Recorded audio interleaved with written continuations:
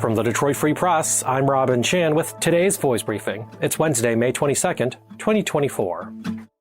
This is Nusrat Rahman with the Detroit Free Press. After 30 years of living in her Detroit home, Kathy Tolbert was stunned when her grandson stumbled upon a mystery. Tucked underneath a tree in the vacant lot near her house are what appear to be headstones dating back to the early 20th century, one leading to the other and packed close, forming a path. One marker, right at the base of the tree, is upside down and partially uprooted. Another is split in half. The 5 stones are engraved with names and carry birth and death years, too. There's overgrown grass everywhere. It's unclear why the markers are there in the first place, but it's unlikely that anyone is buried underneath, according to death records and experts. There are, however, clues and guesses about how the markers ended up in a residential street. To unravel this mystery, go to freep.com.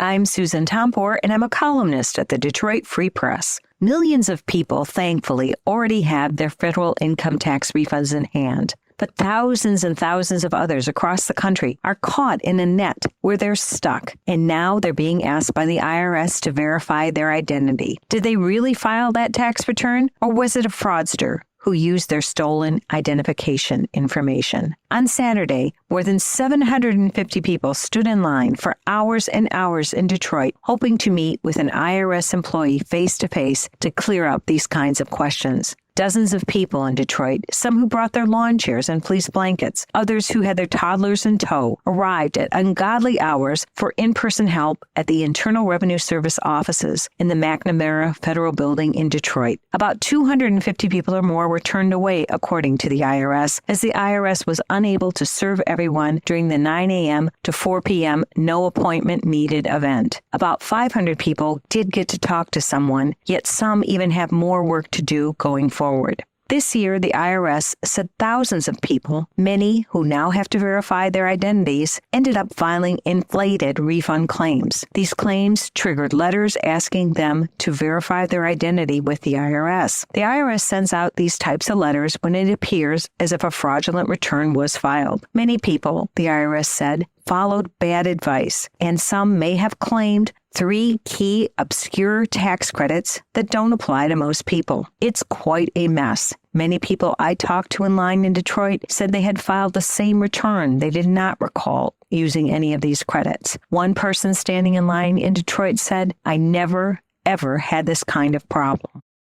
I'm Andrew Burkle with the Free Press Sports Department. And according to some new rankings that came out this week, the Lions may have the best young core in the entire NFL. Pro Football Focus, which is typically just called PFF, is an outlet that watches film of every player and gives them a grade from 0 to 100 based on how they perform. The sports analytics company is owned by former Cincinnati Bengals receiver and Sunday Night Football broadcaster Chris Collinsworth, and the service is evidently very fond of what the Lions and general manager Brad Holmes have been up to. This week, PFF released a list of their top 25 players under the age of 25, and Lions players are all over this thing. Lions had 5 players picked, starting with Penei Sewell at number 1 overall, and those 5 players was more than any other team. The Houston Texans were next closest with 3 players selected. The 4 other Lions players picked besides Sewell were Aiden Hutchinson, who came in at number 6, Amon-Ra St. Brown, who was slotted at number 11, tight end Sam Laporta was ranked number 19 after his record-breaking rookie year, and running back Jahmyr Gibbs was the last Lions player who came in at number 21.